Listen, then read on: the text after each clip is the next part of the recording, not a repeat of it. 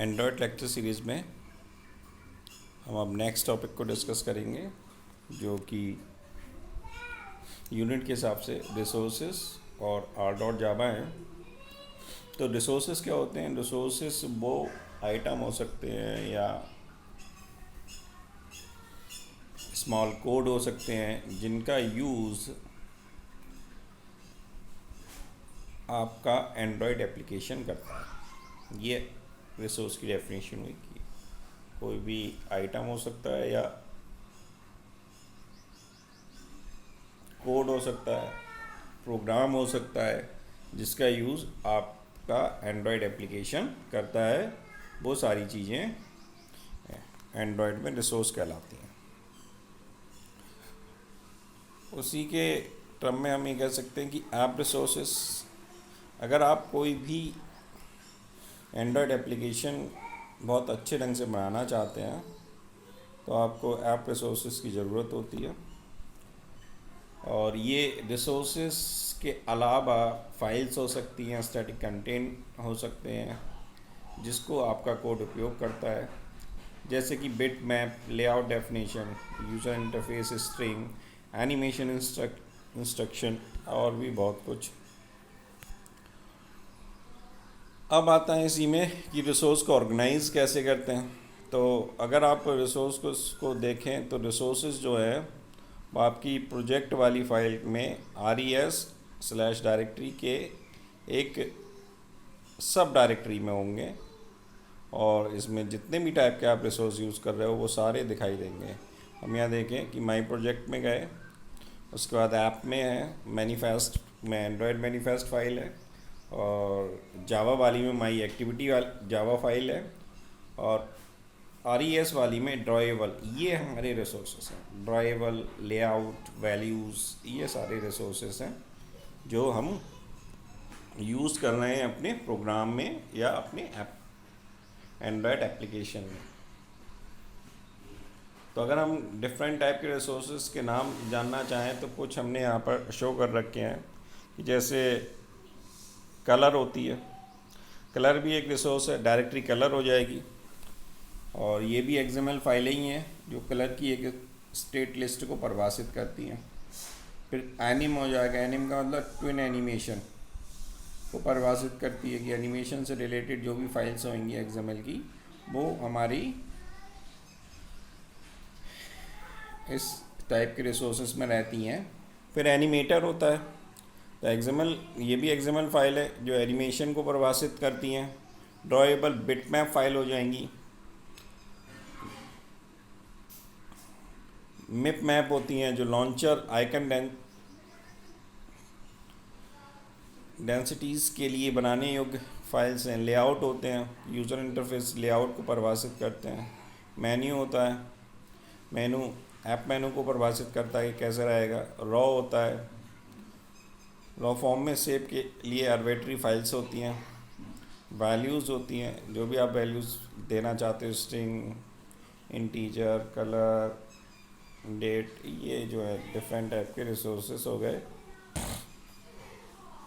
उसके बाद आते हैं अल्टरनेटिव रिसोर्सेज। अभी हमने ऐप रिसोर्सेज देखे, अब अल्टरनेटिव रिसोर्सेज।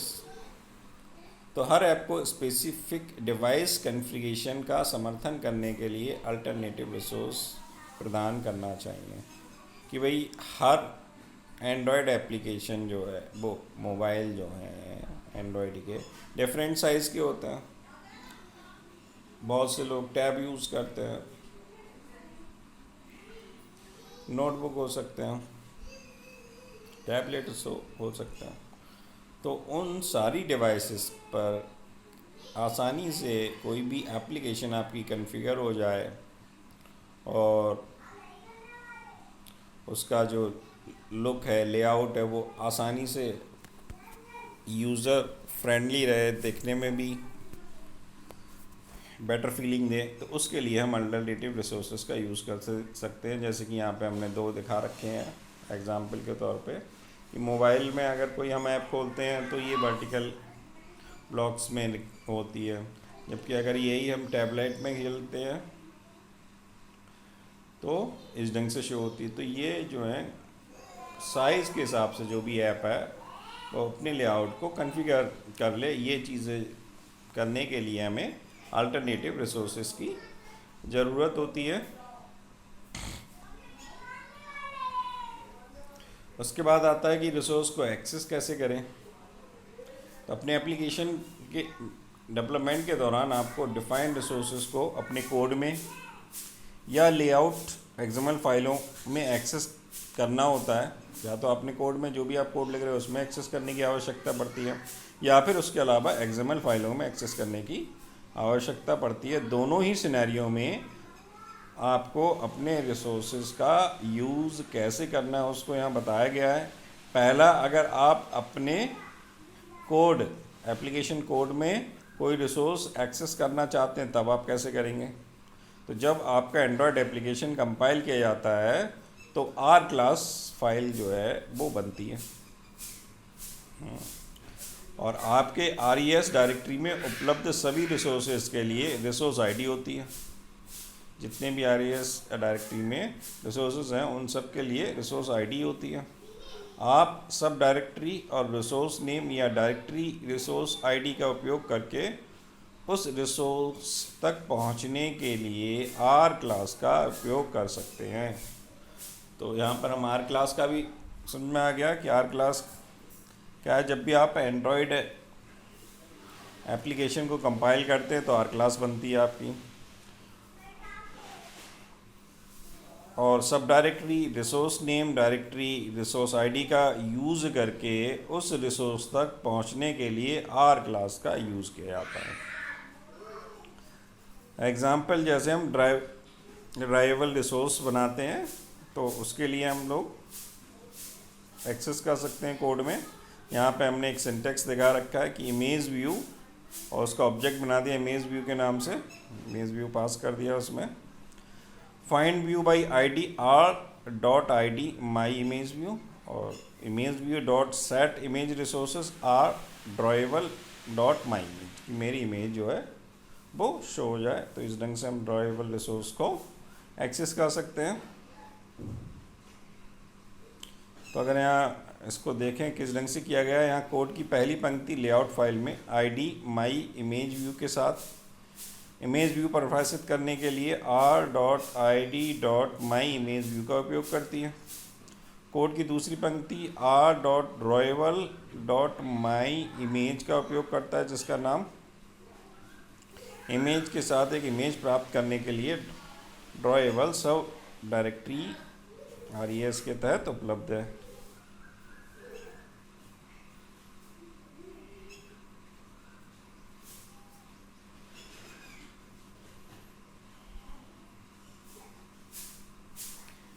अब एक्सएमएल फाइल में अगर हम एक्सेस करना चाहते हैं तब कैसे करेंगे। तो निम्नलिखित रिसोर्स पर हम देखेंगे कि एक्सएमएल को अगर XML RES/values.string.xml फाइल, जिसमें एक कलर रिसोर्स और एक स्ट्रिंग रिसोर्स फाइल हमारी एक्सेस करनी है, तो उसके लिए हमने यहाँ बता रखा है कैसे लिखेंगे। XML वर्जन जो भी होगा फ़िलहाल 1.0, इनकोडिंग UTF-8। रिसोर्सेज में हमने दो रिसोर्स यूज़ कर रखे हैं। कलर नेम ऑक्यूरेड है और उसका जो हैक्स कोड दे रखा है वो /F00, और कलर को यहाँ क्लोज कर दिया। स्ट्रिंग नेम हेलो है, हेलो लिख दिया और स्ट्रिंग को क्लोज कर दिया। रिसोर्सेज, ये रिसोर्स हमने यहाँ पे बनाई है।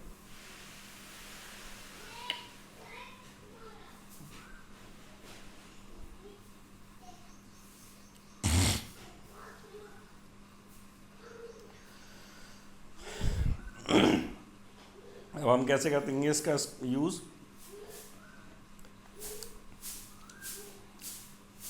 हम टेक्स्ट में यूज़ करना चाहते हैं इन दोनों चीज़ों का, तो वही XML वर्जन 1.0 टेक्स्ट कलर और टेक्स्ट स्ट्रिंग में अगर देखना चाहते हैं, इनकोडिंग UTF कर दिया। अब हमने क्या करना है, स्ट्रिंग में करना है चूँकि। तो एडिट टेक्स्ट XML एंड्रॉयड जो भी schemas.android.com/apk/res/android, और एंड्रॉयड लेआउट विथ हो जाएगा fill parent, android layout underscore height हो जाएगा फिल पेरेंट, टेक्स्ट कलर हो जाएगा कलर ऑब्क्योर रेड, और जो स्ट्रिंग होगा टेक्स्ट का @स्ट्रिंग हेलो हो जाएगा। इस ढंग से हम अपने एडिट टेक्स्ट में भी इसका यूज़ कर सकते हैं। नेक्स्ट आती है टॉपिक है हमारा एंड्रॉयड आर जावा।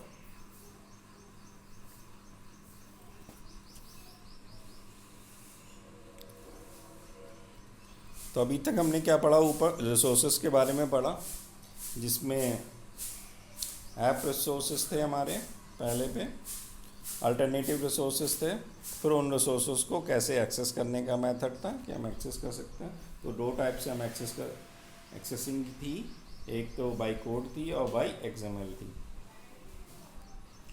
उसके बाद r.java फाइल आती है।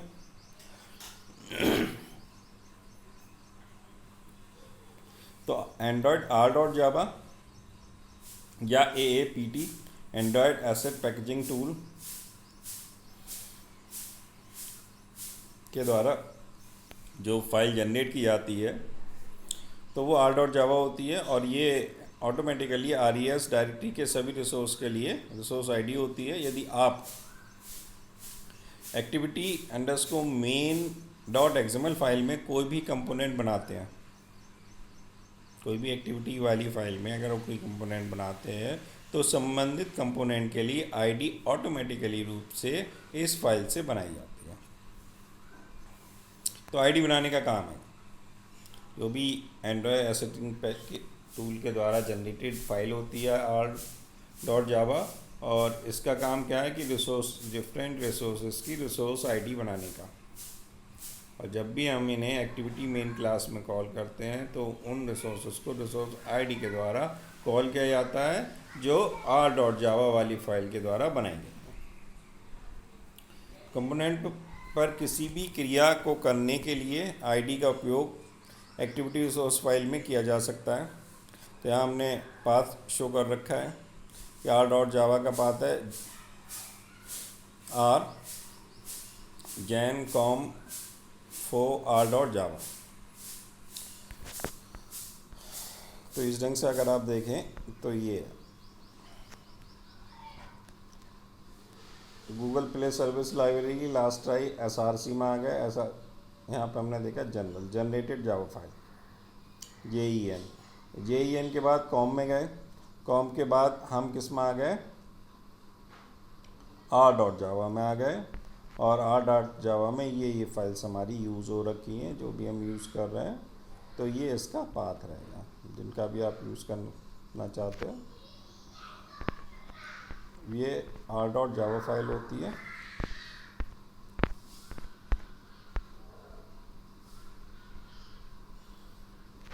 नेक्स्ट हम जो टॉपिक है वो पहली एप्लीकेशन डिज़ाइन करने का है, कि अगर हम एंड्रॉयड में अपनी पहली एप्लीकेशन डिज़ाइन करेंगे, हेलो वर्ल्ड प्रिंट करना है एंड्रॉयड में, तो कैसे करेंगे।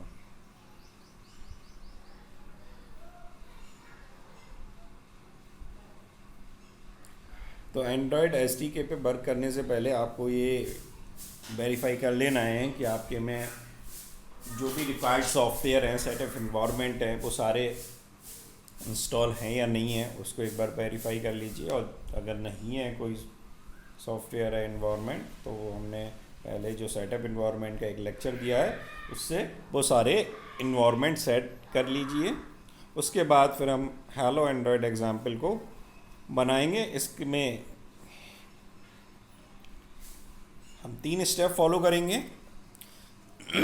वैसे पहला तो हमें प्रोजेक्ट क्रिएट करना होगा, दूसरा हमें मैसेज राइट करना होगा, तीसरा एंड्रॉयड एप्लीकेशन को रन कराना होगा। तो ये 3 हमारे स्टेप रहेंगे कि हेलो एंड्रॉयड एग्जाम्पल को बनाने के लिए। तो सबसे पहला क्या है, क्रिएट ए न्यू प्रोजेक्ट। जब आप एंड्रॉयड स्टूडियो आइकन पर क्लिक करेंगे तो ये नीचे दिखाए गए स्क्रीन के अनुसार आपको दिखाई देगा इस ढंग से। ये ओपन होकर आएगा जैसे ही आप एंड्रॉयड स्टूडियो को क्लिक करेंगे, और यहाँ से हमें क्या करना है, start new Android studio project पे क्लिक कर देना है। क्योंकि हम पहला प्रोजेक्ट बना रहे हैं। तो आप start a new Android studio project पर क्लिक करके अपना एप्लीकेशन डेवलपमेंट शुरू कर सकते हैं। और नए इंस्टॉलेशन फ्रेम में प्रोजेक्ट का नाम, पैकेज की जानकारी और प्रोजेक्ट का लोकेशन पूछेगा, वो आपको देना होगा। उसके बाद नेक्स्ट क्लिक करना होगा इस ढंग से।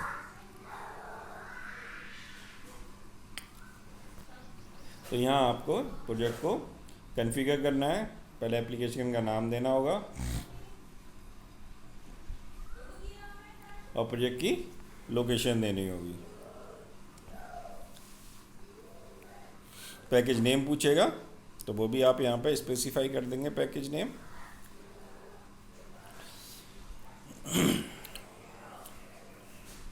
जैसे ही आप सारी डिटेल भर देंगे तो नेक्स्ट वाला जो बटन है वो इनेबल हो जाएगा और आप उस पर फिर क्लिक करेंगे।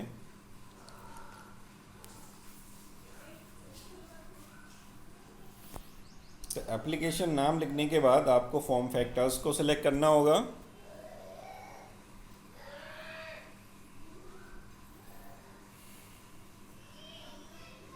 ये आ जाएंगे तो हम पहला सिलेक्ट कर लेंगे फॉर्म फैक्टर्स कि हम फ़ोन और टैबलेट के लिए बनाना चाहते हैं। और इसमें बहुत सारे ऑप्शंस आ रहे हैं। आप वियर के लिए बनाना चाहते हैं, टीवी के लिए कोई बनाना चाहते हैं, एंड्रॉयड ऑटो बनाना चाहते हैं या ग्लासेस के लिए ये ऑप्शंस दे रखे हैं। तो इनके लिए आप यूज़ कर सकते हैं जिन पे भी आप बनाना चाहते हैं।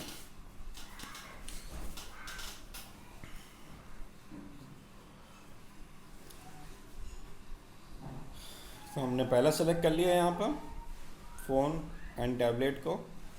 एपीआई लेवल जो भी हमारे में शो होगा वो आप ले सकते हो। यहाँ पे मार्शल शैलो हम यूज़ कर रहे हैं। API 23 है, एंड्रॉयड 6.0 है। उसका नेक्स्ट क्लिक करेंगे। नेक्स्ट लेवल मोबाइल के लिए एक्टिविटी का चयन करना होगा आपको। तो ये अगर आप करेंगे तो डिफ़ॉल्ट लेआउट को स्पेसिफाई करेगी ये। तो अब हम यहाँ देखेंगे तो लेआउट का ऑप्शन आ गया कि आप कौन सा लेआउट लेना चाहते हैं। तो हमने ब्लैंक एक्टिविटी को सेलेक्ट कर लिया। तो बाय डिफ़ॉल्ट हमारी रहेगी add an activity to mobile और उस पर हम क्लिक कर देंगे।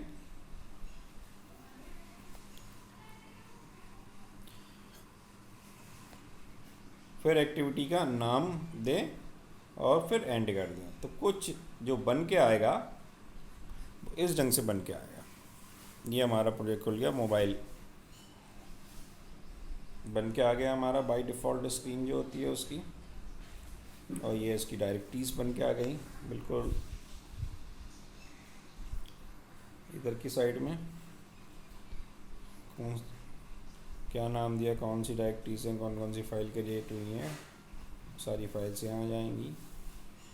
बाकी सारे लेआउट्स यहाँ रहेंगे, विजिट यहाँ रहेंगे, जो भी आप यूज़ करना चाहते हैं।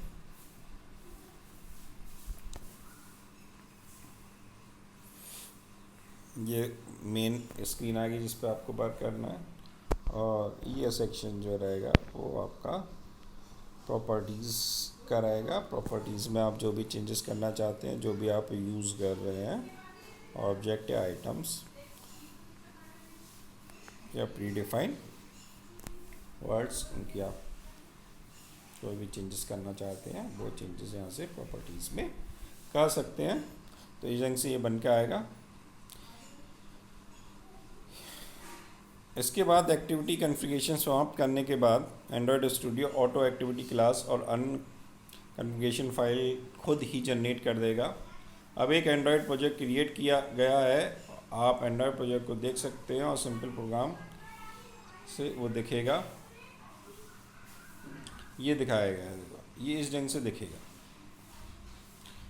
कि main activity main dot XML file होगी, main activity dot Java file होगी और जो भी आपका रिस्पेक्टिव ऐप के करस्पॉन्डिंग आप बना रहे हैं वो रहेगा।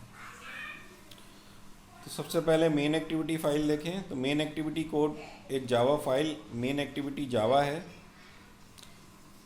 तो मेन एक्टिविटी फाइल हम कौन सी जावा वाली यूज़ करेंगे। ये एक्चुअल एप्लीकेशन फाइल है और डेवलिक एग्जीक्यूटिव बिल पर में ये चेंज होती है, इनकी इसे रन कराया जाता है। और कौन किसके द्वारा रन हो जाती है, फिर ये डेलविक वर्चुअल मशीन के द्वारा रन होती है। और हेलो वर्ल्ड एप्लीकेशन के लिए एप्लीकेशन विजार्ड द्वारा डिफ़ॉल्ट कोड हमने यहाँ शो कर रखा, आप वो यूज़ कर सकते हैं। कि हमने यहाँ लिखा package com.example.helloworld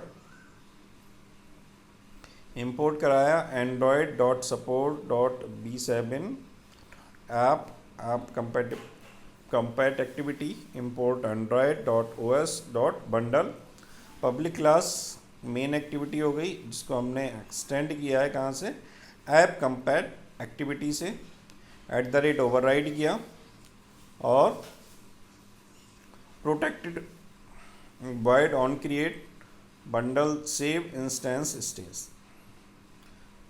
super dot on create हो जाएगा, सेव इंस्टेंस स्टेट रहेगी और set content view R dot layout dot activity underscore main, ये कोड रहेगा जो आप लिखेंगे जावा वाली फाइल में। यहाँ शो भी कर रखा है, यही लिखा हुआ है कि पैकेज फर्स्ट डॉट जावा pine dot com welcome import support B7 app. तो ये मेन एक्टिविटी जावा फाइल में आप ये वाला कोड लिख देंगे। उसके बाद आपको मेन एक्टिविटी एक्सएमएल, हमें हमेशा दो फाइलों पे मोस्टली वर्क करना है। एक तो जावा वाली फाइल पे मेन एक्टिविटी और एक मेन एक्टिविटी एक्सएमएल वाली फाइल पे। तो अब एक्सएमएल वाली फाइल पे लिख देंगे हम XML version manifest XML Android HTTP schemas.android.com APK, ये सेम एज इट इज़ हम देंगे। और फिर एप्लीकेशन में लिखेंगे क्या, application allow back true icon mipmap /IC launcher लेवल 1 string /app_ name supports RT1 true themes style app theme. फिर एक्टिविटी लिखेंगे तो मेन एक्टिविटी आपकी हो जाएगी। उसके बाद इंटेंट फिल्टर्स होंगे, इंटेंट फिल्टर में फिर एक्शन आप डिफाइन करोगे, एंड्रॉयड नेम हो जाएगा Android intent action main category में। फिर एंड्रॉयड नेम ये आपने फर्स्ट यूनिट में बताया था। एक्टिविटी के जब भी हम एक्सएमएल फाइल बनाते हैं तो उसमें एप्लीकेशन बनाते हैं, एप्लीकेशन के अंदर एक्टिविटी वाली टैब रहते हैं और उसके अंदर हम इंटेंट फ़िल्टर को डिफ़ाइन करते हैं और इंटेंट फ़िल्टर में उसका एक्शन होता है, उसकी कैटेगरी होती है। तो एक्शन में हम एंड्रॉयड नेम जो भी Android dot intent dot action main कर देंगे।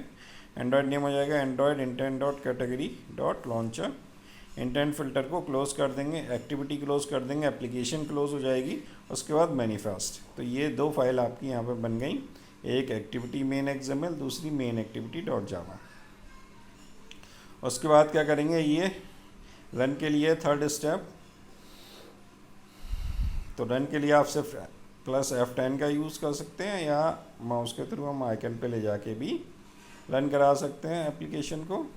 वो टूल बार में रन का आइकन दे रखा होगा, click run icon on tool bar, या फिर हम डायरेक्टली सिर्फ +F10 करेंगे। उसके बाद हमारा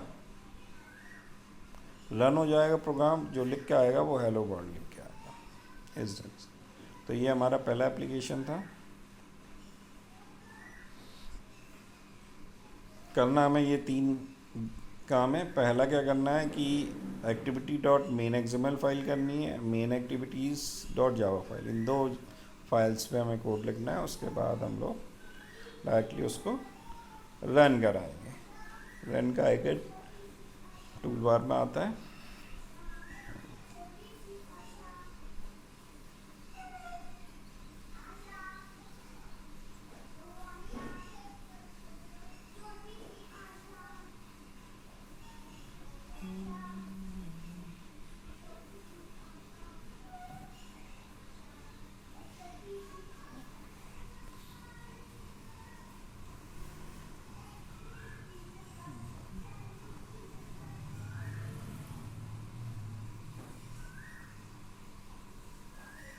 तो सभी लोग ये एप्लीकेशन बना के देखें एक बार।